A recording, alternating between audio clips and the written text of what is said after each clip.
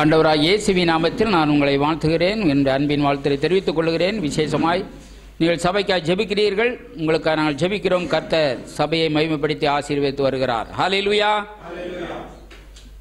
உண்மையாகவே நீங்கள் ஆசீர்வதிக்கப்பட்டவர்கள். இன்றைக்கு அருமையான ஒரு நல்ல ஒரு செய்தியை கேட்டோம். எவ்வளவு நேரம் பேசினாலும் மெயின் பாயிண்ட் என்ன, அதை நீங்கள் சரியாக பிடிச்சிக்கணும், அதை விடக்கூடாது. ஏன் இன்னைக்கு மற்றவர்களுக்கெல்லாம் அற்புதம் நடக்கு, விசுவாசிகளுக்கு ஏன் அற்புதம் நடக்கவில்லை? அப்போ நம்ம அதை விசுவாசிக்கணும். அப்புறமா இந்த மாடு மேல் புல்லை மேய்ஞ்சி போன மாதிரி போஞ்சு போனால் பிரயோஜனப்படாது. அடியோட நல்ல கரெக்டாக நம்ம மேயணும். அப்போ சத்தியத்தை ஆழமாக புரிஞ்சு கொள்ளணும். இன்னைக்கு நல்ல ஒரு வெளிப்பாடு. சாதாரண வார்த்தை, இயேசு கல்வாரி சிலுவையில் என்னுடைய வியாதியையும் பலவீனத்தையும் ஏற்றுக்கொண்டார், அவருடைய பாடுகளையும் துக்கங்களையும் ஏற்றுக்கொண்டார். ஏசாயத்துக்கு தெரிச்சு சொன்னது போல இயேசு பாடுபட்டார். இப்போ பேதுரு அவருடைய காயத்தெல்லாம் குணமானோம். வசனம் தெரியும். நான் தான் ஆரம்பத்தில் இன்னைக்கு சொன்னேன், இந்த வசனத்தின் வெளிப்பாடு வர்ற வரைக்கும் உங்களுக்கு கஷ்டம்தான். வசனம் தெரியும், நீங்கள் வாயிலையும் சொல்கிறீங்க, ஆனால் அந்த ரெவலேஷன் கிடைச்சிருச்சு. அதுக்கு தான் இன்னைக்கு நல்ல அருமையான இன்னைக்கு தெளிவாக நம்ம டெஃபினிஷனை நல்லா கேட்டோம். அப்போ ஆல்ரெடி 2000 வருஷத்துக்கு முன்னே எப்படி காயப்பட்டாரோ, பாடுபட்டாரோ, துக்கப்பட்ட அன்னைக்கே உங்களுடைய வியாதி எடுக்கப்பட்டு போச்சு. அப்போ அந்த எடுக்கப்பட்டு போச்சு, நான் வியாதி உள்ளவன் இல்லைன்ற அந்த அறிவு, அந்த தெளிவு, அந்த புரிந்து கொள்ளுதல், அந்த ரெவலேஷன் கிடைக்கிற வரைக்கும் பிரச்சனை தான். சுமந்தார் வசனம் தெரியும், ஆனால் உண்மையாகவே என்னுடைய வியாதி என்னுடைய கிடையவே கிடையாது, இருக்க உரிமையே கிடையாது, உங்கள் மனம் அங்கீகரிச்சிருச்சா? வசனம் இருக்குது. நேற்று ஊழியக்கார் மீட்டிங்கில் பேசும்போது நான் இதைத்தான் பேசினேன். இயேசு கல்வாரி சிலுவையில் இத்தனை பாடுபட்டு அத்தனையும் செய்து வச்சிருக்கிறது உண்மையானா, இதை நீங்கள் பெற்று அனுபவிக்கலன்னு சொன்னால் நீங்கள் அவரை அவமானம் பண்ணுறீங்க. இத்தனை பாடுபட்டது அவருக்காக அல்ல, அத்தனையுமே நமக்காக. அப்போ அதை நம்ம அனுபவிக்கலன்னு சொன்னால் நம்ம அவரை நம்பவே இல்லை, விசுவாசிக்கவே இல்லை. அப்போ எப்படி ஆகிலும் அந்த வார்த்தையை குறித்து நம்ம அதான் கேட்டுட்டு போகிற வார்த்தையை கொஞ்சம் நல்ல நம்ம என்ன பண்ணணும்னா கொஞ்சம் சிந்திக்கணும். அவர் சொன்னார் பார்த்தீங்களா, அது எப்படியெல்லாம் பாடுபட்டார், எப்படியெல்லாம் வேதனைப்பட்டார், எவ்வளோ, கொஞ்சம் அதை குறித்து நீங்கள் தியானிக்கும் போது உங்களுக்குள்ள கொஞ்சம் விசுவாசம் வருது. அது உங்களையே உருக்குது. அங்கே தான் விசுவாசமே ஸ்டார்ட் ஆகுது. அப்போ நீங்கள் கொஞ்சம் சிந்திக்கணும். சும்மா ஏதோ நான் வரேன், சத்தியம் கேட்குறேன், நான் போகிறேன், வாசனத்தை நான் சொல்லிக்கிட்டு தான் இருக்கேன், ஆனாலும் என்னுடைய வாழ்க்கையில் மாற்றம் வரல. வராமல் போகிறதுக்கு சான்ஸே கிடையாது. வரலன்னா இன்னும் கொஞ்சம் இறங்கணும் உள்ள. நம்ம சொன்னபடி நடக்கலைன்னு சொன்னால் இன்னும் நமக்கு வார்த்தை சரியாக போகலைன்னு தான் அர்த்தம். அதை நீங்கள் விளங்கிக் கொள்ளணும். சரி, நான் கடந்த வாரத்தில் என்னத்தை பேசினேன்? உடன்படிக்கை டக்குன்னு வரணும். அப்போ இதை குறித்து ஒரு வாரமெல்லாம் சிந்திச்சு, ஒரு வாரத்தில் ஒரே நாள் தான் மீட்டிங். அப்போ கொஞ்சம் நீங்கள் யோசிக்கணும். உடன்படிக்கை என்றால் என்னன்னு நான் உங்களுக்கு சொன்னேன். உடன்படிக்கைன்னா என்ன சொன்னேன்?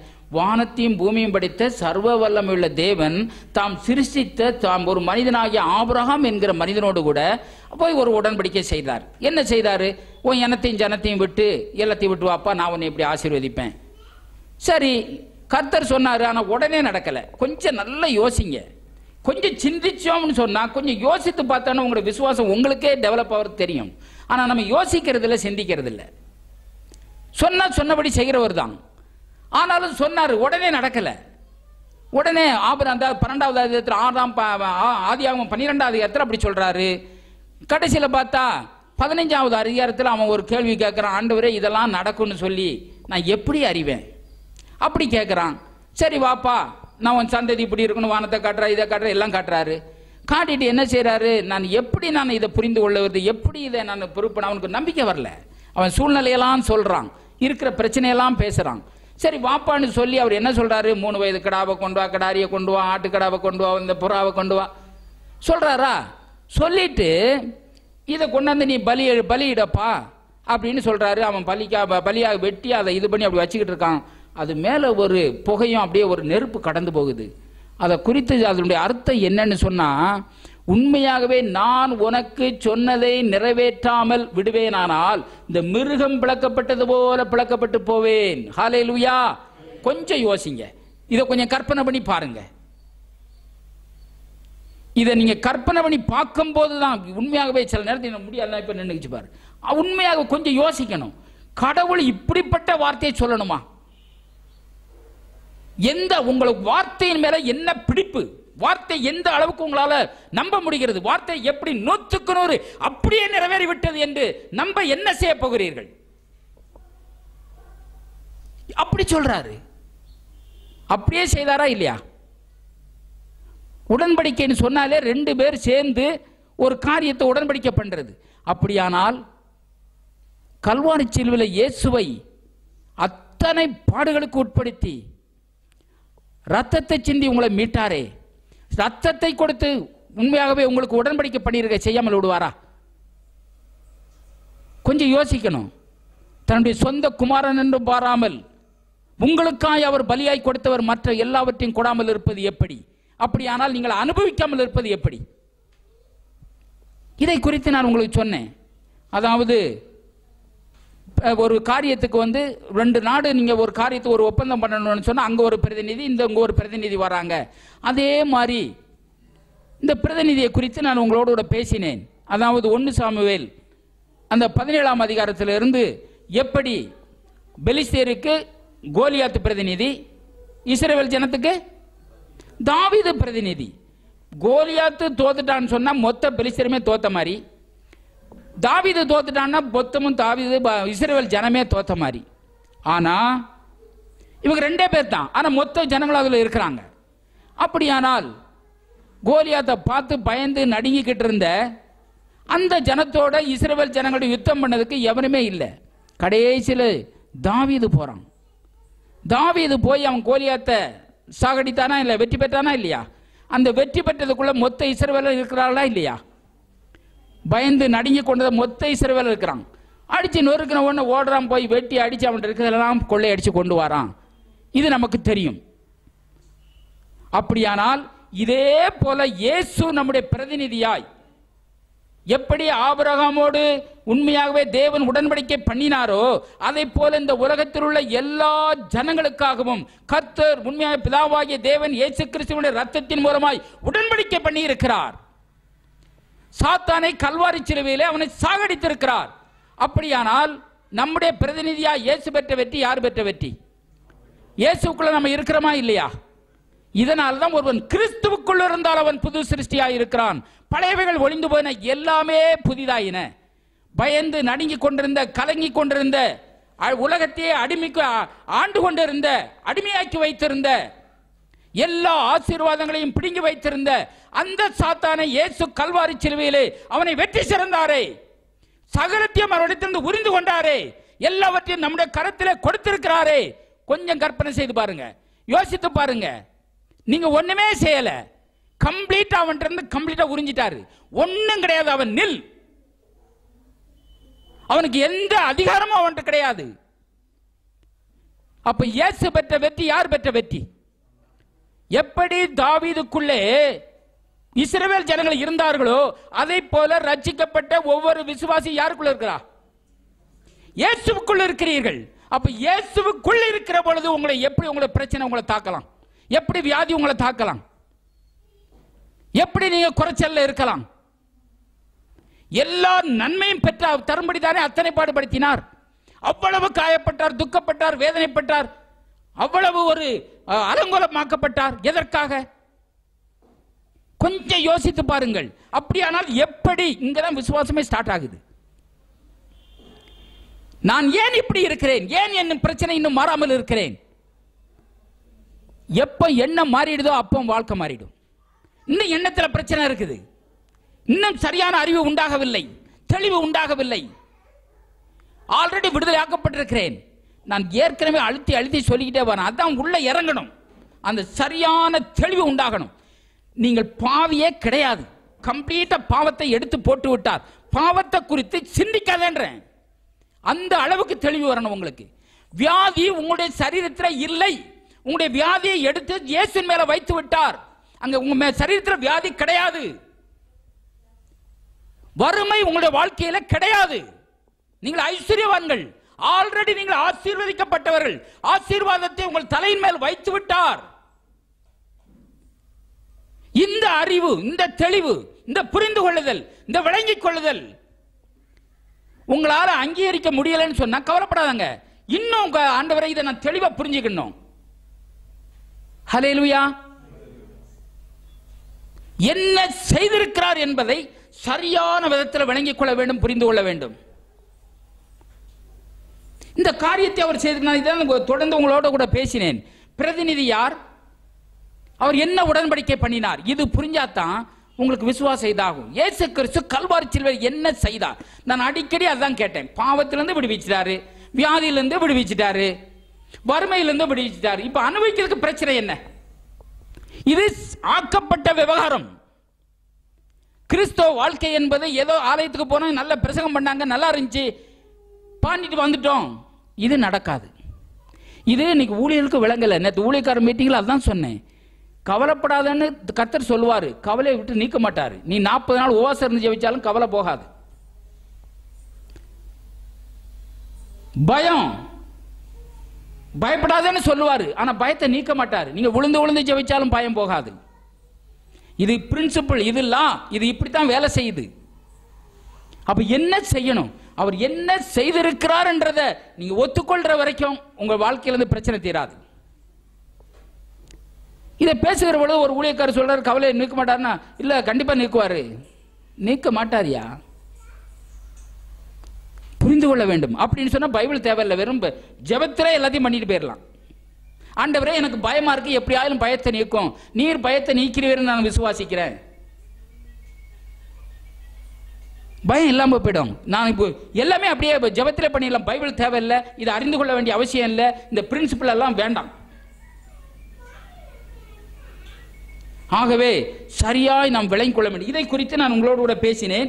உண்மையாகவே கொலோசியர் 2:15 இதை குறித்து இயேசு என்ன செய்தார், எப்படி தாவீது பயந்து நடுங்கின, அந்த கோலியாத்துக்கு பயந்து நடுங்க இஸ்ரவேல் ஜனம் மொத்த ஜனம் நடுங்கினார்களே, அப்படி பயந்து நடுங்கின அந்த கோலியாத்தை தாவீது ஜெயித்தானே. உண்மையாகவே அதே போல பயந்து நடுங்கிக் கொண்டிருந்த மனுக்குலத்தை மீட்க முடியாது இயேசு கல்வாரி சிலுவையிலே அந்த சாத்தானை ஒன்றுமில்லாமல் ஆக்கியிருக்கிறார், நிராயுதபாணி ஆக்கியிருக்கிறார், இருபொருள் ஆக்கியிருக்கிறார். சிங்காசனத்திலிருந்து தள்ளப்பட்டவன் சாத்தானை அவர் கட்டிப்பட்டு இருக்கிறார், அவனை தூள் தூளாக்கி இருக்கிறார். உங்களுடைய பாதத்தின் கீழ் அவன் இருக்கிறான். உங்களை ஒன்று சேதப்படுத்த முடியாது. நீங்கள் அவனை அழுக்கை மிதிப்பது போல நீங்கள் மிதிக்க முடியும். ஒன்றுமே கிடையாது. உங்களுக்கு விரோதமாய் ஒன்றுமே செய்ய முடியாது. நல்லா புரிந்து கொள்ள வேண்டும். இன்னொரு மறுபடியும் அந்த வசனத்தை வாசித்துருங்க. அதாவது கொலோசியர் 2:15. நான் இப்ப சொல்லுகிறதெல்லாம் போன வாரம் பிரசங்கம் பண்ணினா அந்த பிரசங்கத்தை ரிப்பீட் பண்றேன். எப்படியாவது நீங்க விளங்கிக் கொள்ள வேண்டும். ஏன் இப்படி இருக்கிறேன், ஏன் இன்னும் விடுதலை இல்லை? துரைத்தனங்களையும் அதிகாரங்களையும் உரிந்து கொண்டு வெளியரங்கமான கோலமாக்கி அவைகளின் மேல் சிலுவையிலே வெற்றி சிறந்தார். ஹல்லேலூயா. எது 15? 14 கூட பார்த்தீங்கன்னா, நமக்கு எதிரடையாகவும் கட்டளைகளால் நமக்கு விரோதமாக இருந்த கையெழுத்தை குலைத்து அதை நடுவில் இராதபடி எடுத்து சிலுவையின் மேல் ஆணி அடித்து, நீ குற்றவாளி, நீ பாவி, நீ எதுக்கு மேல் அப்படிப்பட்ட இதெல்லாம் மொத்தத்தையும் எடுத்து ஆணி அடிச்சு ஒண்ணுமில்லாமல் ஆக்கிட்டாரான். விளங்குதா உங்களுக்கு? இது கொஞ்சம் சிந்திச்சு பாருங்க. இன்னைக்கு நல்ல ஒரு வெளிப்பாடு ஜான் மூலமா வந்துச்சு. கொஞ்சம் அந்த காரியங்களை என்ன கேட்கிறோமோ, என்ன வசனத்தை படிக்கிறோமோ, அதை கொஞ்சம் யோசனை பண்ணி பார்த்து அப்படி கொஞ்சம் சிந்திக்க ஆரம்பிச்சிட்டீங்கன்னா, இங்கதான் பிசாசு சத்துரு கிரியை செய்யறான், சிந்திக்க விட மாட்டேன்றான். நமக்காக இத்தனை பாடுகளையும் பட்டிருப்பாரானால், அது என்னுடைய நன்மைக்காக இதை செய்திருப்பாரானால், அப்ப ஏன் நான் இப்படி இருக்கிறேன்? எப்படி நான் இதை அனுமதிக்கலாம்? கொஞ்சம் யோசிங்க.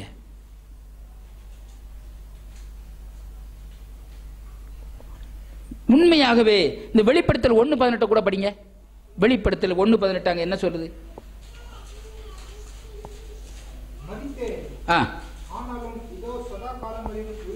மரித்தேன் ஆனாலும் சதா காலங்களிலும் உயிரோடு இருக்கிறேன். இயேசு செத்தவர் செத்த போயிட்டாரா? மரித்தேன் ஆனாலும் உயிரோடு இருக்கிறேன்.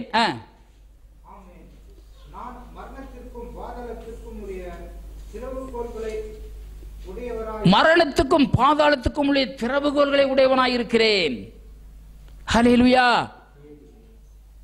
நான் உயிரோடு இருக்கிறேன். உங்களுக்காய் மரித்து அடக்கம் பண்ணப்பட்டு எல்லாவற்றையும் எடுத்து சாகடிச்சிட்டு இன்னைக்கு நான் உயிரோடு இருக்கிறேன். ஹல்லேலூயா. அப்படியானால் நம்ம கொஞ்சம் யோசிக்கணும். நம்முடைய பிரச்சனைகள் இந்த விடுதலை பெறாமல் இருக்க காரணம் என்ன? தொடர்ந்து நீங்க என்ன பிரச்சனை இருக்கிறீங்களோ, நான் அதை பிரச்சனை வந்ததுக்காக நான் அதை சொல்ல வரல. தொடர்ந்து வாழ வேண்டாம். சடனா நீங்க புரிஞ்சுக்கிட்டு வெளியில வாங்கன்னு தான் நான் சொல்றேன். இப்ப பாவத்திலிருந்து விடுதலை ஆயிடுச்சா இல்லையா? இன்னொரு முறை ஆக்கணுமா? நீங்க பாவத்துக்கு செத்தவர்களா இல்லையா? அப்ப ஏன் கிறிஸ்தவர்கள் பாவம் செய்கிறார்கள்? பாவத்துக்கு மரித்தவர்கள் என்கிற எண்ணம் இல்லை. என்னைக்கு நீங்க செத்தீங்க? அவரோட கூட செத்தீர்கள். அன்னைக்கே செத்துட்டோம். அன்னைக்கே பாவத்துக்கு மரிச்சிட்டோம். இப்ப இயேசு இப்ப உயிரோட இருக்கார். இப்ப நீங்களும் உயிரோட இருக்கீங்க. எதுக்கு நீ உயிரோட இருக்கிறீங்க? அவருடைய நாமத்தின் மகிமைக்காக. பாவத்துக்கு செத்து நீதியா இன்னைக்கு பிழைத்துக் கொண்டிருக்கிறீர்கள். உங்களுடைய பாவங்கள் எல்லாம் சிலுவையின் மேல் ஆணி அடிக்கப்பட்டு செத்தே போச்சு. அப்ப இந்த அறிவு உண்டாகாவிட்டால், இந்த தெளிவு உண்டாகாவிட்டால் பாவத்தில் உளர வேண்டியதான். சரி, பாவத்திலிருந்து மட்டும்தான் விடுவிச்சாரா? பயத்திலிருந்து விடுவிச்சிட்டாரா இல்லையா? இன்னைக்கு ஜனங்கள் பயந்து நடுங்கி கொண்டிருக்கிறார்கள். காரணம் என்ன? மற்றவர்கள விட்டுறலாம். ரட்சிக்கப்பட்டு ஞானசானம் எடுத்து அபிஷேகம் பெற்ற கர்த்தருடைய பிள்ளைகள் எதை எடுத்தாலும் பயம். அப்ப இந்த பாவத்திலிருந்து விடுவிச்சிருக்கிறாரா இல்லையா? எத்தனை பேர் சொல்றீங்க விடுவிச்சிட்டாருன்னு? அப்ப பயப்படுகிறமே காரணம் என்ன? அப்ப என்ன செய்திருக்கிறார் என்கிற அறிவு உண்டாகவில்லை, அந்த தெளிவு உண்டாகவில்லை. நாம் ஆல்ரெடி பயத்திலிருந்து நீக்கப்பட்டு விட்டோம். ஆனா பயம் உள்ள இருக்குது. இப்ப இந்த பயத்தை எப்படி வெளியேற்றுறது? நான் ஏற்கனவே உங்களுக்கு உதாரணம் சொன்னேன். ஒரு கிளாஸ்ல பால் இருக்குது. இப்ப இந்த பாலை வெளியே ஏற்றிட்டு இப்ப வெளியேற்றணும்னு சொன்னா என்ன செய்யணும்? ஒரு ஜக்கு நிறைய கிளாஸ்ல பால் இருக்குது, ஜக்கு நிறைய தண்ணியை கொண்டாந்து ஊத்துனீங்கன்னா அந்த பாலெல்லாம் வெளியேறி கிளாஸ்ல தண்ணி நிற்கும். இது உண்மையா? என்ன பாஸ், என்னத்துக்கு டக்குன்னு தூக்கி ஊத்திட்டு கழுவிட்டு தண்ணி ஊத்திட வேண்டியதா அப்படின்னு நீங்க சொல்லுவீங்க. நான் என்ன சொல்றேன், எதுக்கு இந்த உதாரணம் சொன்னேன்?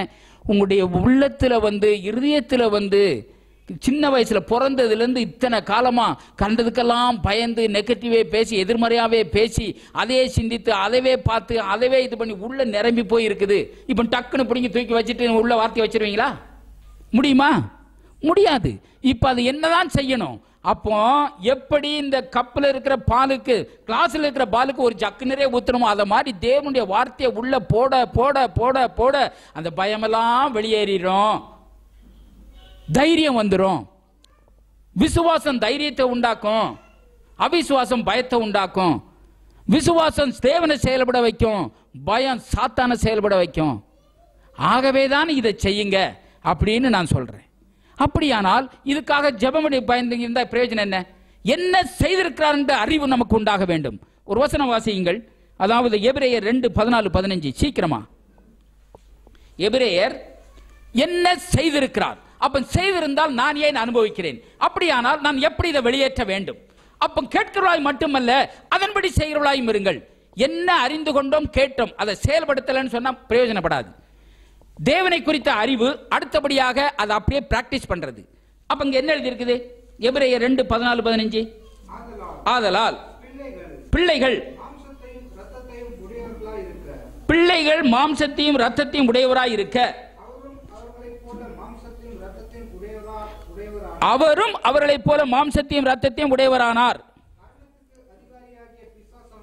மரணத்துக்கு அதிகாரியான பிசாசானவனை தமது மரணத்தினாலே அழிக்கும்படிக்கு ஜீவ காலமெல்லாம் மரண பயத்தினாலே அடிமைத்தனத்துக்கு உள்ளானவர்கள் யாவரையும் விடுதலை பண்ணும்படிக்கு அப்படியானார். ஹல்லேலூயா. எத்தனை பேருக்கு இந்த வெளிப்பாடு வருது? இப்போ ஏன் பயந்து சாகுறோம்? நாம் பயப்படுறதுனால பயத்தை நான் இல்லைன்னு சொல்லல, நீங்க இருக்கிற உண்மையைத்தான் பேசுறீங்க. ஆனால் சத்தியத்தையும் அறிவீர்கள், சத்தியம் விடுதலையாக்கும். பயம் எல்லாருக்குள்ள இருக்குது, பேசுற எனக்குள்ளும் இருக்கிறது, உள்ள இருக்குது. எப்படி வெளியேற்றுறது? அப்ப என்ன செய்தார்? பிள்ளைகள் யாரு? சத்தமா சொல்லுங்க. நான் தான் பிள்ளை. இயேசுவை சொந்த ரட்சகரை ஏற்றுக்கொண்ட அத்தனை பேரும் பிள்ளைகள். சரி, பிள்ளைகள் மாம்சத்தை, நீங்கள் மாம்சம் ரத்தம் உடையவர்களா? அப்படியானால் இயேசு மாம்சம் ரத்தம் உடையவரா? மாம்சம் ரத்தம் இல்லைன்னா அவர் சிலுவையில் போய் மறிக்கவே முடியாது. ஆவி போய் மறிக்க முடியுமா? அப்போ உங்களுக்காக நமக்காகவே பிதாவாகிய தேவன் இயேசுவை, அவர் கடவுள், அவரை மாம்சத்தை ரத்தமும் உடையவரை ஆக்கினார். எதற்கு ஆக்கினார்? நல்லா அங்க பாருங்க. அதாவது மாம்சத்தையும் ரத்தத்தையும் உடையவர்களாய் இருக்க அவரும் அவளைப் போல மாம்சத்தையும் ரத்தத்தையும் உடையவர்களானார். என்னத்துக்கு? மரணத்துக்கு அதிகாரியான பிசாசனை. அப்ப மரணத்துக்கு அதிகாரி யாரு? பிசாசு. அப்ப மரணத்துக்கு அதிகாரியான பிசாசானவனை தமது மரணத்தினாலே அழிக்கும்படிக்கு. அப்படியானால் இயேசு மரித்தது நிமித்தம் என்ன பண்ணிட்டாரு? மரணத்துக்கு அதிகாரியான பிசாசானவனை அழிச்சிட்டார். நல்ல விளங்கிக் கொள்ளுங்கள். அப்படியானால் அழிக்கும்படிக்கு ஜீவ காலமெல்லாம் மரண பயத்தினாலே அடிமைத்தனத்திற்கு உள்ளான யாவரையும். பயம் நான் இல்லைன்னு சொல்ல வரல, பயத்திலே நீங்க வாழ வேண்டிய அவசியம் இல்லை என்று சொல்லுகிறேன். பயத்திலிருந்து நீங்கள் ஆல்ரெடி என்ன ஆக்கப்பட்டவர்கள்? விடுதலை ஆக்கப்பட்டவர்கள். நல்ல யோசிங்க. நீங்கள் ஆல்ரெடி விடுதலை ஆக்கப்பட்டிருக்கிற, ஆனா பயம்தான் உங்களுக்குள்ள இருக்கிறது. அந்த பயத்தை வெளியேற்ற முடியுமே, மற்றவர்களுக்கு தெரியாது. உங்களுக்கு எல்லாம் அந்த அப்படி வெளியேற்றக்கூடிய ஆற்றல் என்ன செய்யணும்னு சொல்லி கொடுத்திருக்கிறாரே. அவர் என்ன செய்திருக்கிறார் என்கிற அந்த அறிவுதான் உங்களை விடுதலையாக்கும். சத்தியத்தையும் அறிவீர்கள், சத்தியம் உங்களை விடுதலையாக்கும். சத்தியம் என்ன? உண்மை என்ன? பயம் இருக்குது, உண்மை மாறும், சத்தியம் மாறாது. சத்தியம் என்ன? நீங்கள் ஆல்ரெடி பயத்திலிருந்து விடுதலை ஆக்கப்பட்டு விட்டீர்கள். பயம் உங்களுக்குள்ள கிடையாது, ஆனால் பயம் இருக்குது. பயத்தை பேசுற வரைக்கும் பயம் இருக்கும். அதுக்கு தான் சொல்றது, உம்முடைய வார்த்தை சொல்லுகிறது என்னிலே பயம் இல்லை என்று. இயேசுவின் நாமத்தினால பயத்தை சபித்து அப்புறப்படுத்துகிறேன். கொஞ்சம் கொஞ்சமா வெளியேறிடும். நான் எவ்வளவு பயந்தாளுன்னு எனக்கு தெரியும், ஆனா இப்ப எந்த அளவுக்கு தைரியமாக்கிட்டு வரன்றது எனக்கு தெரியும். ஹல்லேலூயா. கொஞ்சம் புரியுங்க. இந்த அறிந்து கொள்ளுதல், இந்த விளங்கிக் கொள்ளுதல், இந்த புரிந்து கொள்ளுதல் கேட்கிறவளாய் மட்டுமல்ல, அதன்படி செய்கிறவளாயும் இருங்கள். பயம் என்ன வருது, அந்த எண்ணத்தை பேசாதீங்க. சரி, அங்க பாக்குறோம் பாருங்க. ஜீவகாலமெல்லாம் மரண பயத்தில் உள்ள அடிமைத்தனத்துக்குள்ள யாவரையும் விடுதலை பண்ணும்படிக்கு அப்படியானார். விடுதலை பண்ணிட்டாரா இல்லையா? இது ஆக்கப்பட்ட விவகாரம். சரி, பயத்திலிருந்து விடுதலை ஆக்கினாலும் நீங்கள் பயத்திலிருந்து விடுதலை ஆக முடியுமா? அப்படியானால் எப்படி ஆக முடியும்? அவர், நான் தான் சொல்லிட்டு வரேன் இல்லையா, ரெண்டு பகுதி இருக்குது. கர்த்தர் செய்திருக்கிறார். யாருக்காக செஞ்சாரு இத்தனையும்? எல்லாம் அவர் தான் கடவுள் ஆயிட்டு, அவருக்கு என்னதுக்கு இத்தனை பாடு? கொஞ்சம் யோசிங்க, கொஞ்சம் சிந்திங்க. நான் கூட யோசனை பண்ணியிருக்கிறேன். என்ன ஆண்டவரே, பிசாசு அவனுக்கு கடவுள் மனுஷனுக்காக பழச்சி எல்லாத்தையும் கொடுத்தாரு, அவன் ஏமாத்திட்டு போயிட்டான். சரி, இப்போ ஆட்சி பாரு, மரியாதை நான் மனுஷன்கிட்ட கொடுத்தேன், மொடுங்காக நீ அவன்கிட்ட கொடுத்துரு அப்படின்னு சொல்ல கீழ்படிச்சு கொடுக்கணுமா வேண்டாமா? ஏன்னா அவர் உண்டாக்குன சிருஷ்டி தானே, அவன் தேவ தூதன் தானே, நம்மளை போலதான் அவன் சிருஷ்டிக்கப்பட்டவன். கொடுத்துருமா வேண்டாமா? ஆனா திருப்பி கேட்டுட்டான்னு சொன்னான், கடவுளே ஆண்டவரே நான் உமட்ட நான் வாங்கல, மனுஷங்கிட்ட வாங்கினேன்னு சொன்னா அவர் என்ன பதில் பேசுவார்? பிரமாணத்தை மீறாதவர், அவர் வாக்குத்தத்தம் சொன்னபடியே செய்கிறவர். கொஞ்சம் விளங்கிக்கோங்க. அதுக்காகத்தான் நம்ம போல மனுஷனா கல்வாரி சிலுவையில அவனை ஜீவனை கொடுத்து அவன்கிட்ட எல்லாத்தையும் பறித்து கொண்டார். அப்படியானால் கொஞ்சம் யோசிங்க. இன்னைக்கு பயன்றது ஜெனரல் தானே, எல்லாருக்கும் இருக்குது. எப்படி வெளியேற்றுறது? மற்றவர்களுக்கு தெரியாது. நீங்க பயந்து நடுங்கலாமா? வியாதியை குறித்து, கடனை குறித்து, வேலை இல்லாத குறித்து, தொழிலை குறித்து, பிள்ளைகளை குறித்து, ஐயோ இப்படி வயசு வந்துடுச்சே, இன்னைக்கு திருமணம் பண்ணணுமே, நான் பணத்துக்கு எங்க போவேன், யாரு வருவா, இதையெல்லாம் போட்டு கலங்கி பயந்து நடுங்கிக்கிட்டு இருப்பீங்கன்னு சொன்னா அர்த்தம் என்ன? என்னது அது? அறியாமை. அதான் சொல்றாரு, என் ஜனங்கள் அறியாமையினால் சங்கரமாகிறார்கள். இந்த என்ன செய்திருக்கிறார்ன்றதை மட்டும் சரியா விளங்கிட்டாக்கா ஒரு செகண்ட் கூட நீங்க உண்மையாகவே நீங்க மனசுல வேதனையோட துக்கத்தோட பாரத்தோட வாழவே மாட்டீங்க. அப்படி வேதனையோட துக்கப்படுற நேரமெல்லாம் நீங்கள் அவமானம் பண்றீங்க அவரை. உங்களுடைய நல்வாழ்வுக்காக, உங்களுடைய சந்தோஷத்துக்காக. அதுவும் கம்மி சந்தோஷம் இல்ல, எல்லாத்திலுமே பரிபூரண சந்தோஷம். ஜீவன் உண்டாயிருக்கவும் அது பரிபூர்ணப்படவும் வந்தேன். திருடன் திருட வரான். உங்க சந்தோஷத்தை, சமாதானத்தை, மகிழ்ச்சியை, உங்களுடைய ஆசீர்வாதத்தை எல்லாம் திருடத்தான் வரான். ஆனா இயேசு வந்த நோக்கம் அது ஜீவன் உண்டாயிருக்கணும். ஜீவன் சொன்னாலே நான் உங்களுக்கு ஏற்கனவே சொல்லியிருக்கிறேன். சந்தோஷம், சமாதானம், மகிழ்ச்சி, ஆரோக்கியம், செழிப்பு, பாதுகாப்பு எல்லாமே ஜீவனில் இருக்குது. மரணம் சொன்னால் எல்லாம் துக்கமான காரியம் இருக்குது. அப்ப அது சாதாரண சந்தோஷம் அல்ல, பரிபூர்ணமான சந்தோஷம். ஹல்லேலூயா. இதுக்காகத்தான் வந்தார். அப்ப எவ்வளவு தெளிவா இருக்குது. நீங்க எப்படி பயப்படலாம்? இப்ப இதை புரிஞ்சு கொண்டோம், அறிஞ்சு கொண்டோம், விளங்கி கொண்டோம். இப்ப பயத்தை வெளியேற்ற நீங்க பிரயாசப்படணுமா வேண்டாமா? இதை நீங்க அவங்க என்ன செய்திருந்தாலும் நீங்க விசுவாசிக்கலன்னு சொன்னா ஒன்னையும் பெற்று அனுபவிக்க முடியாது. இல்ல பாஸ்டர், நான் பயத்தை வசனத்தை தான் சொல்லிக்கிட்டு இருக்கேன், ஆனாலும் எனக்கு பயம் இருக்குது. பரவாயில்ல, போட போட போட நான் தான் சொன்னேன் இல்லையா, அது வெளியேறிடும். போட்டுக்கிட்டே இருங்க. ஆண்டவரே எனக்கு பயம் இருக்குது உண்மை, ஆனா உங்களுடைய வார்த்தை சொல்லுது இப்படி, நான் உங்களுடைய பிள்ளை, என்னை பாவத்திலிருந்து விடுதலை ஆக்கி இருக்கிறீர், நீர் எனக்குள்ளே இருக்கிறீர், உண்மை வச்சுக்கிட்டு நான் பயத்தோடு இருக்குது நான் ஒத்துக்க மாட்டேன். முதல்ல மைண்டுக்கு பேசுங்க, மனதோட. இதை நான் அனுமதிக்க முடியாது. எல்லாம் அப்படித்தான், வியாதியும் அப்படித்தான். வியாதி உங்க சரீரத்தில் கிடையாது. நல்லா சொல்றேன் இல்லையா, அந்த பாவம் நிறைந்த உலகத்தில் பரிசுத்த வாழ்க்கை வாழ்றதுக்கு தான் கர்த்தர் உங்களை அழைத்திருக்கிறார். அதுக்கு தான் உங்களை ரட்சித்தார். பயம் நிறைந்த உலகத்தில் நீங்க தைரியமான வாழ்க்கை வாழத்தான் கர்த்தர் உங்களை அழைத்தார். இந்த வியாதி நிறைந்த உலகத்தில் எங்க பார்த்தாலும் வியாதி, கொள்ள நோய், இதுல ஆரோக்கியமான வாழ்க்கை வாழும்படி தான் உங்களுக்கு அழைத்தார். தெளிவா மைண்ட்ல வைங்க. இந்த வறுமை, இல்லாமை, பற்றாக்குறை என்கிற இந்த ஏழ்மை உலகமெங்கும் ஆட்டி படைக்குது. இன்னைக்கு ஜனங்க இருக்கிற மாதிரி பேசுறாங்க. நீங்க இருக்கிற மாதிரி பேசினா நீங்க விசுவாசியா அல்ல. நீங்கள் அப்படிப்பட்ட வாழ்க்கை வாழக்கூடாது. இப்படிப்பட்ட குறைந்த இல்லாமை, பற்றாக்குறை, வறுமை நிறைந்த உலகத்தில் ஐஸ்வர்யவான்களை வாழும்படித்தான் இயேசு கல்வாரி சிலுவையில் தரித்திரரானார். கொஞ்சம் யோசிங்க. அப்படியானால் நான் இப்படி இருப்பது நியாயமே கிடையாது என்பதை தைரியமா வாயை விட்டு பேசுங்க. எந்த பகுதியில் குறைவுள்ளவராக இருக்கிறீர்கள்? பயமா, வியாதியா, குழப்பமா, குற்ற உணர்வா, மற்ற எந்த காரியத்தில் இப்படி இருப்பதில் நான் நியாயமே கிடையாது. ஒரு சின்ன வலி வேதனை கூட படக்கூடாதுன்னு சொல்லி தான் இயேசு அத்தனை பாடுபட்டார். இந்த அறிவு, இந்த தெளிவு தான் உங்க வாயில சத்தமா பேசுங்க. நான் இருக்கிற சூழ்நிலை இல்லைன்னு சொல்ல வரல. தொடர்ந்து அதில் வாழ வேண்டிய அவசியம் இல்லை, வெளியே வரலாம். அப்படி வரவே முடியாது. நீங்க பிரச்சனையிலே தான் சாகணும்னு சொன்னா வேதமே நமக்கு தேவையில்லை. இங்க எழுதியிருக்கிறதுனால தெரிஞ்சு நம்ம என்ன பண்ண போறோம்? ஹல்லேலூயா. எவ்வளவு தெளிவா சொல்லி இருக்கிறார் பாருங்க. இதனால தான் சரி, எபேசியர் படிக்க வேண்டாம், அது பெரிய பகுதி. எபேசியர் 6:10-18 நீங்க வீட்டில் போய் படிச்சு பாருங்க. அதாவது துரைத்தனங்களையும் அதிகாரங்களையும் வானமண்டல பொல்லாத ஆவிகளின் சேனைகளும் உங்களுக்கு எல்லாம் போராட்டம் உண்டு அப்படின்னு சொல்லப்பட்டிருக்கு. ஆகவே இப்படிப்பட்ட சர்வாயுத வர்க்கத்தை எல்லாம் தரித்துக் கொள்ளுங்கள். எபேசியர் 6 அதாவது 10-18 வரைக்கும் வீட்டில் போய் படிங்க, வேணா நோட் பண்ணி வச்சுக்கோங்க. அப்படியானால் இத்தனை ஆயுதத்தையும் தரிக்கிறது எனத்துக்கு? சாத்தானோட சண்டை போடவா? கொஞ்சம் நல்லா யோசிங்க. சாத்தானத்தான் இயேசு கல்வாரி சிலுவையில ஒண்ணுமில்லமாக்கி தோற்கடிச்சு நிராயுதம் பண்ணி ஒண்ணுமே இல்லாம ஆக்கிட்டாரு. அவர் பெற்ற வெற்றி நீங்க பெற்ற, அவர் சாத்தானை எப்படி ஜெயித்த ஜெயம், நீங்க ஜெயித்த ஜெயம். அவன் ஒண்ணுமே கிடையாது, நில். உங்களுக்கு தான் சாத்தான் மேல அதிகாரம் இருக்கு, சாத்தானுக்கு உங்க மேல அதிகாரம் இல்லை. அப்படியானால் ஏன் இப்படிப்பட்ட பிரச்சனைகள்? ஏன் இப்படிப்பட்ட சர்வாயுத வர்க்கம் தரிக்கணும்?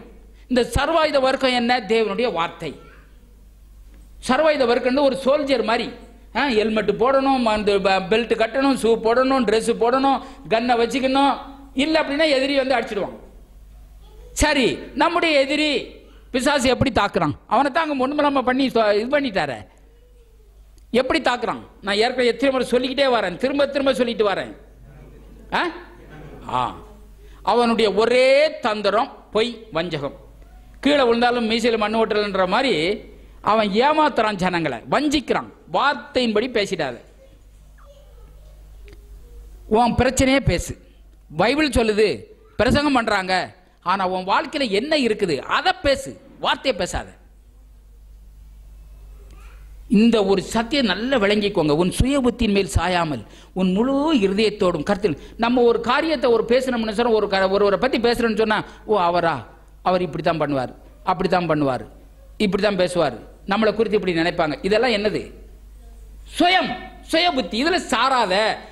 உண்மையாகவே வார்த்தை என்ன சொல்லுது அதன்படி இந்த ஒரு சத்தியம் நல்லா விளங்கிக்கோங்க. நம்மை குறித்து நம்முடைய பிரச்சனைகளுக்கு வார்த்தை என்ன சொல்லுகிறது அதை மட்டுமே பேசுவேன். நம்முடைய சுயபுத்தியில் சாயாமல் இதில் சாரணும்.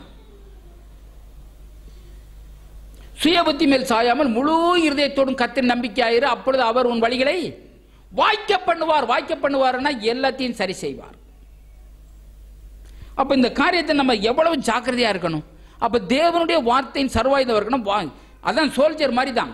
எதிரி எப்படி தாக்குறான், எண்ணத்தின் மூலமா வரான், பொய் பேசுறான், வஞ்சிக்கிறான், அவங்கள வார்த்தையின்படி பேச வைக்க விட மாட்டேன்றான். நல்ல விளங்கிக் கொள்ளுங்கள். இப்போ தேவனுடைய வார்த்தை சொல்லுது, நீ ஆல்ரெடி குணமானாய். நம்முடைய சரீரத்தில் என்ன இருக்குது, பலவீனம் தான் இருக்குது. நம்ம ஏக்தம் டக்குன்னு என்ன சொல்றோம், சடனா என்ன பண்றோம், உடம்புக்கு சரியில்லை, உடைய வலி, பலவீனமா இருக்குது. இது நம்ம சர்வசாதாரணமா சொல்லிடுறோம். ஆனா பிரச்சனையை காட்டிலும் வார்த்தை பெருசா தெரியணும். பலவீனம் இருக்குது, உடம்பெல்லாம் வலிக்குது, ஜுரம் அடிக்குது, இது உண்மை. ஆனால் ஆல்ரெடி குணமானாயின்னு வார்த்தை சொல்லுதே, ஆகவே நான் குணமானேன். இப்ப நம்மளை பார்த்த உடனே என்ன ரொம்ப ஒரு மாதிரி டல்லா இருக்கு, உடம்பு சரியில்லையா அப்படின்னு கேட்கும் போதே நம்ம என்ன சொல்லிடணும், இருக்கிறது நமக்கும் தெரியுது, மற்றவங்களுக்கும் தெரியுது, பிரச்சனை தெரியுது. ஆனா வார்த்தை சொல்றது குணமானாய், அதைத்தான் நம்மளால டக்குன்னு பேச முடியல. இந்த மாதிரி பேச பழகணும்.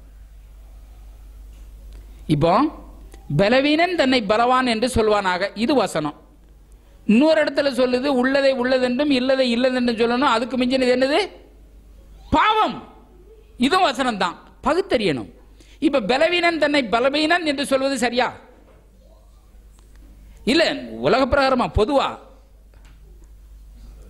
பலவீனன் தன்னை எனக்கு உடம்பெல்லாம் வலிக்கு, சுஸ்தா இருக்குது, இருக்குது, உண்மை, நான் பொய் சொல்லல. இப்ப இது சொல்றது சரியா? சரி.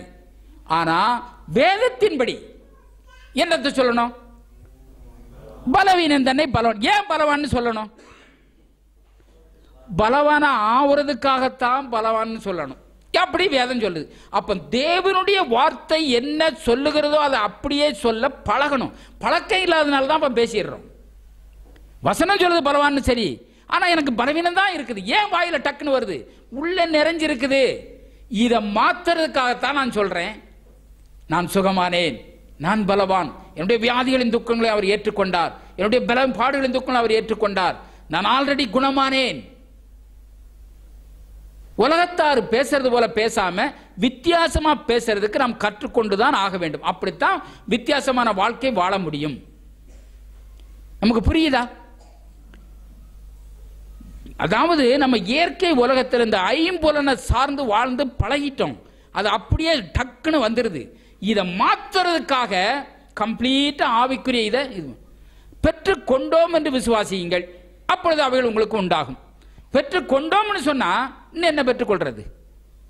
நீ பெற்றுக்கொண்டோன்னு சொல்லி உங்க மைண்ட்ல நீங்க விசுவாசித்த பிறகுதான் உங்களுக்கு ஆவிக்குரிய இதுல ரீதியில நீங்க பெற்றுக்கொண்டீங்க. இன்னும் கண்ணுல பார்க்கல. ஆனா ஆவிக்குரிய ரீதியில நான் பெற்றுக்கொண்ட நிச்சயம் வந்த பிறகுதான் கண்ணிலே பார்க்க முடியும். நீங்க பார்த்த பிறகு விசுவாசிக்க வேண்டிய அவசியமே இல்லை. அது விசுவாசமே கிடையாது, அதுக்கு விசுவாசம் தேவையும் கிடையாது. புரிந்து கொள்ளுங்கள். ஆகவே இன்னைக்கு நல்ல ஒரு சத்தியத்தை கற்றுக்கொண்டோம். ஆல்ரெடி நம்ம விடுதலை ஆக்கி இருக்கிறார். இது ஆக்கப்பட்ட விவகாரம். ஆனா நம்முடைய வாழ்க்கையில இல்ல. ஆனா இதை தொடர்ந்து இப்படி வாழ வேண்டிய அவசியம் இல்லையே. ஒரு நாளுக்கு கூட நம்ம அனுமதிக்க வேண்டிய அவசியம் இல்லையே. இது வெளியே ஏத்தலாமே. இல்ல வாசி, நான் சொன்னேன் உடனே அது போகல. போகலன்னு யார் சொன்னது? வசனம் என்ன சொல்றது, போயிடுச்சுன்னு சொல்லுது. நீங்க என்ன சொல்றீங்க? இல்ல, நீங்க சொன்ன மாதிரி தான் வசனத்தை பேசிக்கிட்டு இருந்தேன், நான் சுகமானேன் சுகமானேன்னு சொன்னேன், இன்னும் சுகமாகல. சுகம் ஆகாதுங்க. எங்க ஆகலன்னு சொல்லி இருக்குது? அவர் ஆயிட்டேன்னு எல்லாம் சொல்றாரு. ஹல்லேலூயா. விசுவாசத்தை நல்ல புரியுதா உங்களுக்கு? அந்த சகோதரி சொன்ன மாதிரி எப்ப அவரு அதாவது காயப்பட்டாரு, நான் அப்பவே சுகமாயிட்டேன், அந்த வெளிப்பாடு வரணும். இப்ப இருக்குது, நீங்க இருக்கிறத வாயில பேச வேண்டாம். இத பேசுறதுக்கு இதுக்காகத்தான் தியானம் பண்ணுங்க. வார்த்தையே பேசி பேசி பேசி தியானம் பண்ணுங்க. வார்த்தை என்ன சொல்லுது அது அப்படியே அப்படிப்பட்ட ஆளாவே நீங்க மாறிடுறீங்க. இதுக்காகத்தான் தியானம் பண்ண சொல்றேன். என்ன செய்திருக்கிறார்? பயம் இருக்குது உண்மை. டக்குன்னு இப்படி போய்கிட்டே இருக்கும்போது சடார்ன பெரிய கிடைக்கும், ஒரு சவுண்ட் வருது, பயம் வருது. திடீர்னு ஒரு பள்ளத்தில் போன போய்கிட்டே இருக்கும், சடன்னா ஒருத்தன் வந்துட்டான்னா ஒரு டக்குன்னு ஒரு பயம் வருது. கவலை இல்லை.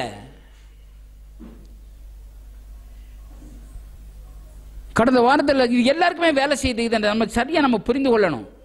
ஒரு ஊழியக்காரி எங்க பார்த்து நேற்று சொல்றாங்க, இந்த பெங்களூர்ல இருக்கிற சீனியர் பாஸ், பெரிய பெரிய பாஸ் அத்தனை பேர் வியாதியில் இருக்கிறாங்க. காரணம் என்னன்றீங்க?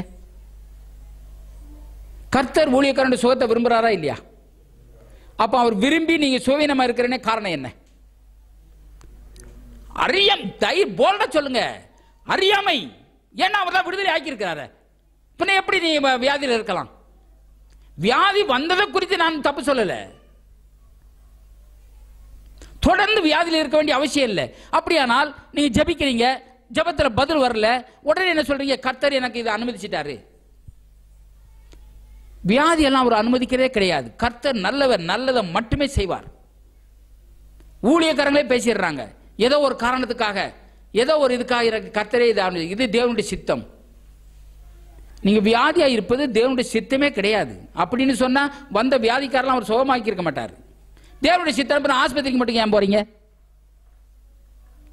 இது வியாதியும் தேவனுடைய சித்தம். அவருடைய சித்தத்தை நீங்க ஏத்துக்க வேண்டியதானே? ஏன் ஹாஸ்பிட்டலுக்கு போறீங்க? உண்மையாகவே நீங்கள் வியாதியில பலவீனத்தில் எந்த ஒரு எதிர்மறையான காரியத்தில் இருப்பது தேவனுடைய சித்தமே கிடையாது. நீங்கள் கம்ப்ளீட்டா 100க்கு 100 நல்வாழ்க்கை வாழணும். பிரியமானவனே, உன் ஆத்மா வாழ்கிறது போல எல்லாவற்றிலும் வாழ்ந்து சுகமாயிரு. ஒன்னில் கூட கம்மி சுகமா இருக்கக்கூடாது. பரிபூரணமான சுகம், எல்லாத்திலும் நிரம்பி வழிகிற சுகம், எல்லாவற்றிலும் உங்களுடைய சந்தோஷம், சமாதானம், மகிழ்ச்சி, ஆரோக்கியம் எல்லாமே நிரம்பி வழியணும். இல்ல பாச கம்மியாத்தான் இருக்குது, இல்ல இது நிரம்பி வழிகிறதுக்கு நான் விட மாட்டேன். தேவனுடைய வார்த்தையின்படியே நான் இந்த பூமியில வெற்றிகரமான வாழ்க்கை வாழ்ந்தே தீருவேன். நீங்க எங்கேயும் போய் சாட்சி சொல்ல வேண்டாம், யாருக்கும் போய் இயேசுவை குறித்து சொல்லவே வேண்டாம். முதல்ல இதை அனுபவிங்க, உங்களை தேடி வந்துருவாங்க. நீங்க வாயை திறந்தாலே ஆண்டவர் அதில் வெளிப்படுவார். உங்களுடைய வாழ்க்கையை பார்க்கும் போதே ஜனங்க ஓடி வருவாங்க. இது நடக்கும். நேற்று கூட நான் ஊழியக்காரர் சொல்லும் போது அதான் சொன்னேன், இங்க உள்ள இருக்கிற சேருக்கே உட்கார்றதுக்கு ஆள் இல்லை, வெளியில சேர போட்டு வச்சிருக்கிறேன். ஏன் தெரியுமா? நம் வார்த்தை நானா சொன்னேன், மந்தை பெருகிறது போல மனிதரை பெருக பண்ணுவேன். நானா சொன்னேன், இப்பொழுது இருக்கிற பார்க்கலாம் 1000 மடங்கு நீங்கள் பெருகுவீர்கள். இடதுபுறத்திலும் வலதுபுறத்தில் இடம் கொண்டு பெருகுவாய். சின்னவன் 1000 சிறியவன் பலத்த ஜாதியுமாவான். என் சபையை நான் கட்டுவேன். யார் சொன்னது? கர்த்தர் சொன்னாரு. நாளுக்கு நாள் சீசரோட தொகை பெருகும். 4 பேருக்கு நான் பேசுறது இல்லை, 4000 பேருக்கு பேசுறேன் அப்படின்னு. அதனால தான் இன்னைக்கு டிவியில் வரேன் அப்படின்னு சொன்னேன் நேற்று. ஹல்லேலூயா. நடக்கும். தேவனுடைய வார்த்தையை நீங்க பேசுங்க. வார்த்தையை விசுவாசிக்க வேண்டியது மட்டுமே. நல்லா புரிஞ்சுக்குவாங்க. உங்களுடைய வேலை கிரியை செய்யறது யாரு? கர்த்தர் தான். நீங்க விசுவாசித்தால் மட்டும் போதும். ஜஸ்ட் ஆண்டவருடைய வார்த்தை, ஆண்டவரே உங்களுடைய வார்த்தை எப்படி சொல்றது, ஆகவே அதை சொல்றேன், முடிஞ்சு போச்சு கதை. கிரியை செய்யறவர் அவர் சூழ்நிலை உருவாக்குறார். நான் இப்படியெல்லாம் டிவியில் வந்துடுவேன், இந்த மாதிரி வெப்சைட்ல ஊழியம் எல்லாம் இப்படியெல்லாம் ஸ்டார்ட் பண்ணிடுவாங்க, எனக்கு இதெல்லாம் தெரியாது, அந்த அறிவும் இல்லை, அதை குறித்து ஒண்ணுமே தெரியாது. ஆனால் கர்த்தருடைய வார்த்தையை நீங்கள் விசுவாசிக்க பழகும் போது, தேவனுடைய வார்த்தையை பேசி பேசி பேசி, வார்த்தை தான் நான், என்னை குறித்து வார்த்தை சொல்லுது, ஆகவே இதை நான் விசுவாசிக்கிறேன். அந்த செய்யும் போது உங்களுடைய வாழ்க்கையில் பெரிய மாற்றத்தை நீங்க பார்க்க முடியும். தேவனை குறித்த அறிவு, அதை பிராக்டிஸ் பண்றது. நமக்கு என்ன செய்திருக்கிறான்றது எப்படி செய்யறது? இப்ப என்ன செய்யிருக்கான எங்க பார்த்தோம்? பயத்திலிருந்து விடுதலை ஆக்கியிருக்காருன்னு நமக்கு எப்படி தெரியும்? எவ்வளவு கிளீனா சொல்லி இருக்கிறாரு. இது ஆக்கப்பட்ட விவகாரம். எப்படி நீங்க பயத்துல வாழலாம்? பாஸ்டர், எனக்கு ஒரே பயமா இருக்குது, நைட்டெல்லாம் தப்பு தப்பா கனவு வருது, எனக்கா ஜெபிங்கன்னு சொன்னா எப்படி? அது உங்களுக்கு இப்படிப்பட்ட கனவு, இப்படிப்பட்ட எண்ணம், இப்படிப்பட்ட காரியங்கள்லாம் வரலாமா? சரி, வந்துருச்சு. இதை சொல்றதுக்கே நீங்க உங்க வாய் வெக்கப்படணும். நீங்க வெளியே ஏற்றியே தீருவேன். இது என்ன குறித்த தேவனுடைய சித்தமே கிடையாது. பயத்தில் வாழும்படி கர்த்தர் என்ன அழைக்கல, தோல்வியில் வாழும்படி என்ன அழைக்கல. ஆல்ரெடி அவர் வெற்றி பெற்றவர். நாம் வியாதியில் வாழறதுக்காக கர்த்தர் எனக்கு இது அனுமதிக்கவே முடியாது. பிரச்சனை இருக்கிறத குறித்து நான் சொல்லவே இல்லை. நான் அதை குறித்து நான் இல்லைன்னு சொல்லலை. இருக்கிறத பொய் சொல்ல சொல்றீங்களா பாஸ்டர்? பொய் சொல்ல சொல்லல, வார்த்தையை சொல்ல சொல்றேன். நீங்க ஆல்ரெடி விடுதலை ஆக்கப்பட்டவர்கள். இதுதானே பிரச்சனை இன்னைக்கு. ஆண்டவரே எனக்கு இதை செய்யும் அதை செய்யும், எப்படி ஆயிலும் மன இறங்கும் ஆண்டவரே. ஐயோ, அவருடைய இரக்கம் காலைதோறும் புதியவளாய் இருக்கிறது. தகப்பன் தன் பிள்ளைக்கு இறங்குறது போல உங்களுக்கு இறங்குகிறார். பூமிக்கு வானம் எவ்வளவு உயர்வோ அவ்வளவு பெரிதாய் அவருடைய இரக்கம் உங்கள் மேல் இருக்கிறது. எப்படி ஒரு தாய் தகப்பன் சோவீனமா இருக்கிற பிள்ளையை பார்த்துட்டு சந்தோஷப்பட்டு பாருங்க, உடனே அவரை கொண்டு போய் எப்படியாவது ஹாஸ்பிட்டலில் கொண்டு சோமாக்கி அது மகிழ்ச்சியா இருக்கிறத பார்த்து சந்தோஷப்பட மாட்டான்? அதை காட்டிலும் உங்களை உண்டாக்கிற உருவாக்கிற ஜீவனை கொடுத்த கல்வாரி சிலுவையிலே அத்தனை பாடுகளுக்கு உட்படுத்தின தேவன் உண்மையாவே அனுமதிப்பாரா? ஒரு செகண்ட் உண்மையாவே நீங்கள் வேதனையோடு இருப்பதை அனுமதிக்க மாட்டார். நீங்க அனுமதிச்சீங்கன்னா அவர் அனுமதிப்பார். விளங்கிக் கொள்ள வேண்டும். ஆகவே அப்ப சர்வாயுத வர்க்கம் என்ன? தேவனுடைய வார்த்தை. வார்த்தையினால மட்டும் நீங்க நிரம்பிட்டீங்கன்னு சொன்னா சத்துரு உங்களை ஒன்றும் டச் பண்ண முடியாது. ஏன்னா உங்களுக்கு தான் தெரியுமே, எண்ணத்தின் மூலமாக தான் வரான், ஏமாத்துறான்னு தெரியுமே. என்னன்றது உங்களுக்கு தெரியாதா? ஆயிரக்கணக்கான எண்ணங்கள் வருது. இது சரியான எண்ணமா தவறான எண்ணமா உங்களுக்கு தெரியாதா? தவறான எண்ணம்னா இது பேசக்கூடாதுன்னு தெரியுமா தெரியாதா? நான் ஏற்கனவே சொல்லி இருக்கிறேன். பறவை கூடு கட்டுறத, அதை மேலே பறக்கிறத நம்ம இல்லை தடுக்க முடியாது, கூடு கட்டுறதை தடுக்க முடியும். அதை மாதிரி எண்ணங்கள் வருகிறத நம்ம தடை செய்ய முடியாது. ஆனால் அந்த எண்ணத்தை பேச வேண்டாம். பேசினா காது கேட்குது, இருதயத்தில் போகுது, இருதயத்தின் நிறைவில் வாய் பேசுது, அது வாழ்க்கையில் வருது, ஈஸியாக அழிச்சிடலாம் அப்படின்னு சொன்னேன். இதை நல்லா நீங்க விளங்கிக் கொள்ள வேண்டும். அப்படியானால் தேவனுடைய வார்த்தையினால் நிரம்பி இருக்கிற மனுஷனை சாத்தான் ஒண்ணுமே பண்ண முடியாது. ஏன்னா டக்குன்னு நீங்க புரிஞ்சிருவீங்க. என்ன எண்ணம் வந்தாலும் சரி, நீங்கள் ஆல்ரெடி வெற்றி பெற்றவர்கள். தோல்வியின் என்ன வருதுன்னா எப்படி நீங்க பேசலாம்? வியாதியிலிருந்து விடுதலை ஆக்கப்பட்டவர்கள் எப்படி வியாதியை பேசலாம்? பயத்திலிருந்து விடுதலை ஆக்கப்பட்டிருக்கிறீர்கள், எப்படி பயத்தை பேசலாம்? ஐயோ, இங்க இப்படிப்பட்ட ஒரு சம்பவம், பயங்கரமான ஒரு ஆக்சிடென்ட், இதை கேட்டீங்க. ஆனா வாயில் அதை கேட்டு உண்மையாக அதை சொல்லும் போதே எனக்கு அப்படியே உடம்பெல்லாம் நடுங்கி போய். அந்த மாதிரி பேசாதங்க. நீங்க வாயிலிருந்து சொன்னீங்கன்னு சொன்னா அது உள்ள போகும்.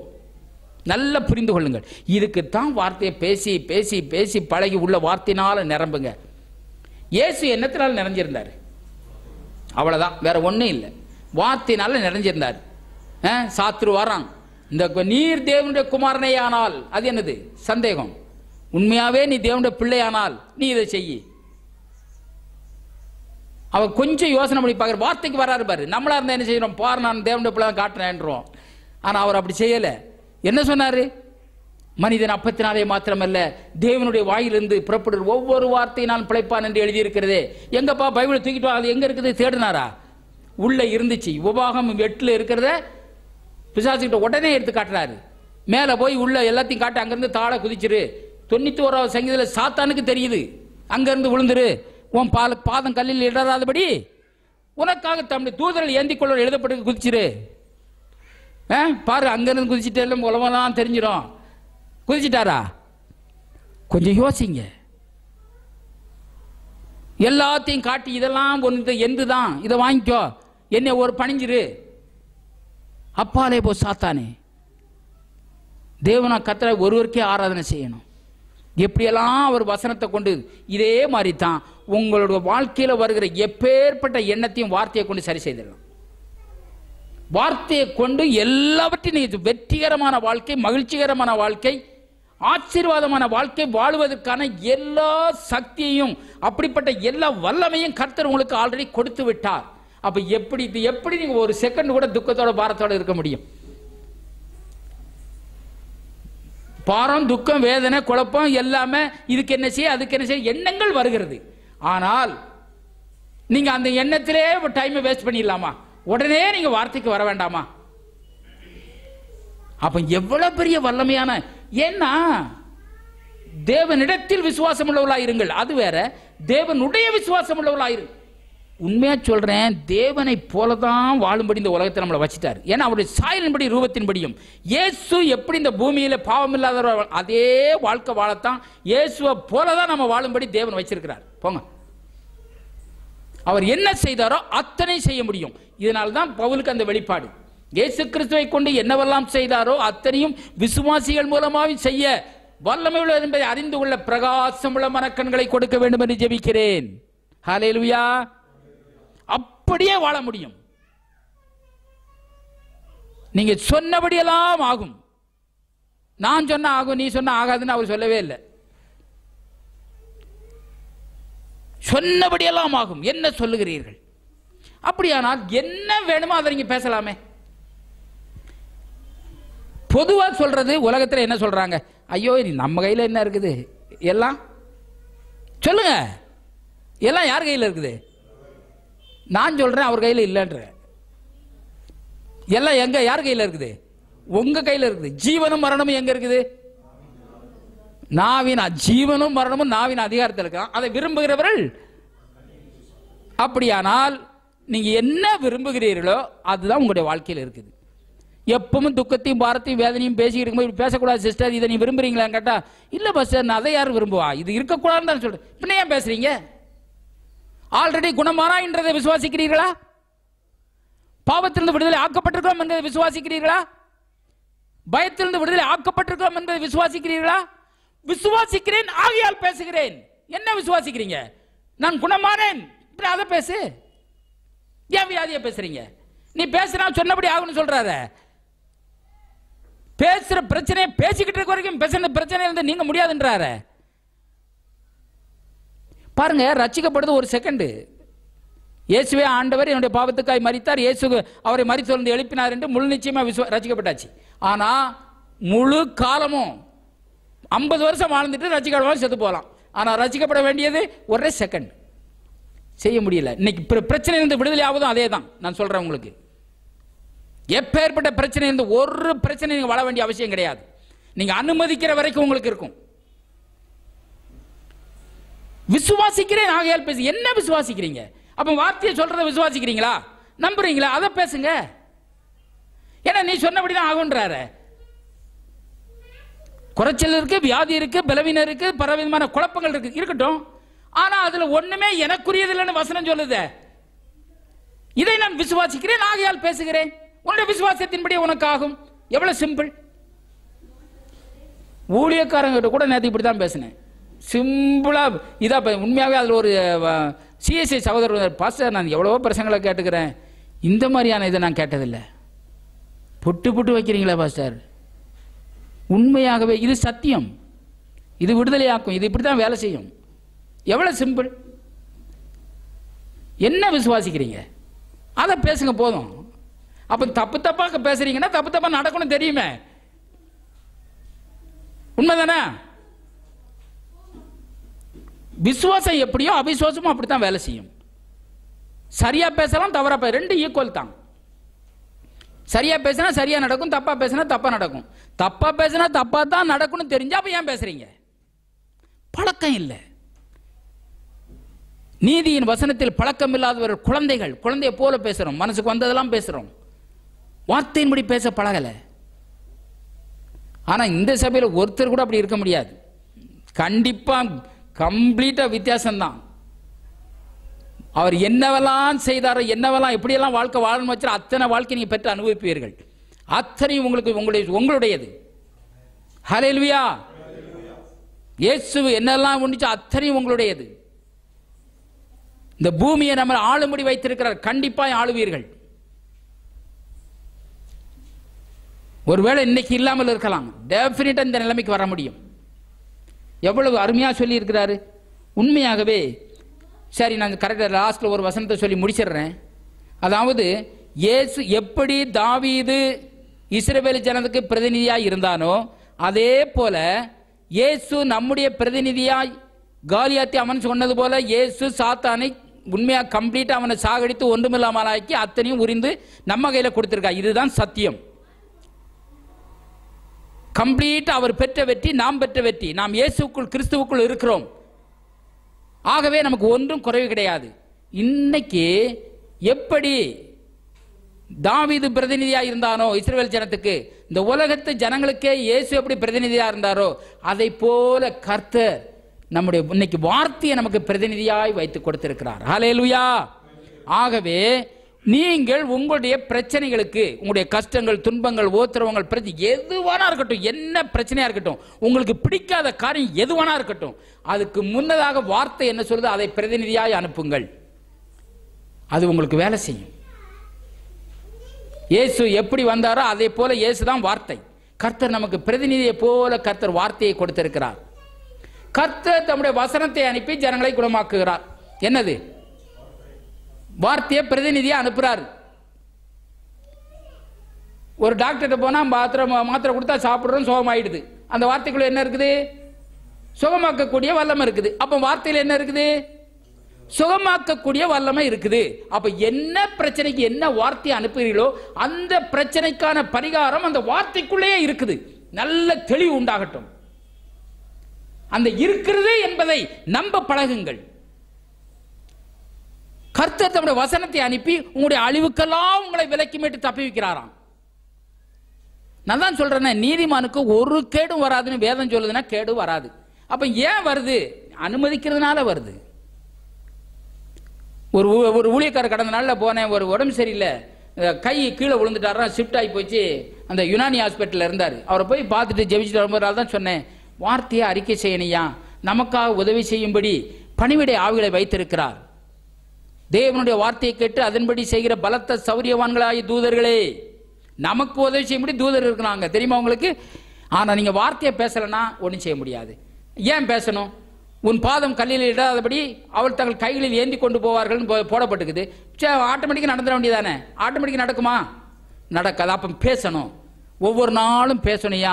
என் வழிகளிலெல்லாம் என்னை காக்கும்படி எனக்காக தம்முடைய தூதர் கட்டளை இருக்கிறார். என் வழிகளில் ஜீவன் உண்டு, மரணம் இல்லை, விபத்து எனக்கு நேரிடாது.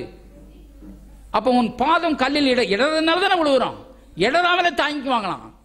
அப்போ இதை விசுவாசிக்கணுமா வேண்டாமா? இதை செய்யணுமா வேண்டாமா?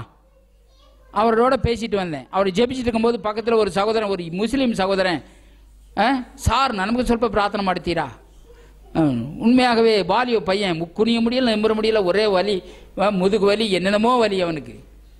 நான் சொன்னேன், நான் பிரார்த்தனை மாடுத்தினி, நான் பிரார்த்தனை ಮಾಡುದ್ರೆ ಇಮಿಡಿಯೇಟ್ ನಮಗೆ ಸುಖ ಆಗುತ್ತೇನೆ ನಂಬುತ್ತೀಯಾ? நான் பிரார்த்தனை ಮಾಡುವುದರಿಂದ அல்ல, நான் பிரார்த்தனை செய்யற ஜெபிக்கிறதுனால அல்ல, உன்னுடைய விசுவாசம். நீ விசுவாசிக்கிறாயன்னா அதை வாயில சொல்ல முடியல அவனால. அவங்க சம்சாரம் கூட பக்கத்தில் இருக்குது. அவர் ஏன் எழுத்தார் அதை ஏழு அப்படின்ற விசுவாசிக்கிறேன் இல்லை, நீ எழுதுப்புற எழுவேக்கா அப்படித்தான் கேட்கிறானே தவிர விசுவாசிக்கிறேன்னு வாயில வரவே இல்லை. சத்துரு எந்த அளவுக்கு ஜனங்களை கட்டி வச்சு, இன்னைக்கு விசுவாசிகளோட வாயம் இப்படித்தான் சத்துரு கட்டுறான். பேசாத, நீ விடுவிக்கப்பட்டிருக்கான்னு பேசாத. எங்க விடுவிக்கப்பட்டிருக்கிற? நல்லா யோசிங்க, சிந்திங்க. திரும்ப திரும்ப அவனை சொல்ல வச்சேன். கடைசியில் கிளீனா சொன்னேன், நீ நம்புவேக்கப்பா, நம்புத்தியா? நீ வாயில் பரலி சப்தா. கடைசியில் அவனுக்கு கை வச்சு ஜெபிச்சா எல்லி இது இத்தோ அல்லே எடுத்து விட்டீரா சார் அப்படின்னா. நீ சுகம் ஆயிட்ட தெரியுமா? உனக்கு இந்த உலகத்தில் இருக்க எந்த பிராணியும் ஜீவராசியும் பேசாதியா? ஒன்னே தான் கடவுள் மாதிரி பேச வச்சிருக்கிறாரு. நீ சொன்னபடி ஆயிடுச்சு, நீ சுகம் ஆயிட்ட. நான் ஆல்ரெடி குணமாக பிடித்தேன். இந்த 7 விபத்து சாயங்காலம் உள்ள சரிவாக விடுத்தது. நம்ம என்ன செய்திருக்கிறேன்றத நீங்க சொன்னா போதும்ன்றாரு. நீங்க சொன்னீங்கன்னா நான் வேலை செய்யறேன்றாரு. நல்லா விளங்குதா? புரிஞ்சிட்டீங்களா? வார்த்தையை மட்டும் பேசணும், கிரியை அவர் செய்யறாரு. இது என்ன நடக்கும், ஏது நடக்கும், இது ஆகலையே, இதை குறித்தாலும் நீங்க ஆலோசனை பண்ணாத. நான் குணமானேன், முடிஞ்சு போச்சு. உங்களோட வார்த்தை சொல்றது குணமானேன். குணமாக்குறது அவர் தான். இன்னும் என்ன எங்க போய் பூந்துனது, எப்படி என்ன ஏதுன்னு என்ன போய் ஆராய்ச்சி பண்றது? ஒன்னும் ஆராய்ச்சி பண்ண தேவையில்லை. மாத்திரை என்ன இருக்குன்னு நமக்கு தெரியாது. டாக்டர் எழுதி கொடுக்குறான், நம்ம போடுறோம். அதுக்குள்ள 1008 இது அவன் செஞ்சு வச்சிருக்கிறான். அத மாதிரி வார்த்தையை போட பழகிடலாம், அது வேலை செய்யும். உண்மையாகவே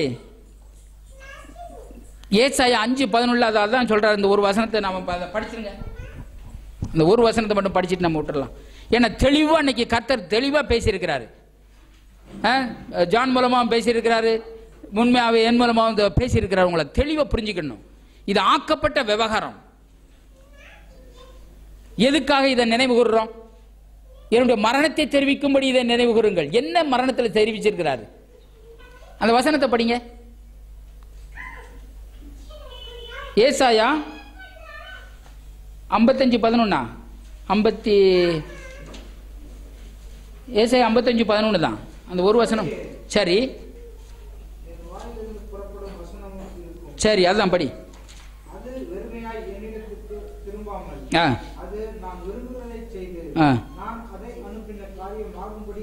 ஆமேன். அல்லேலூயா.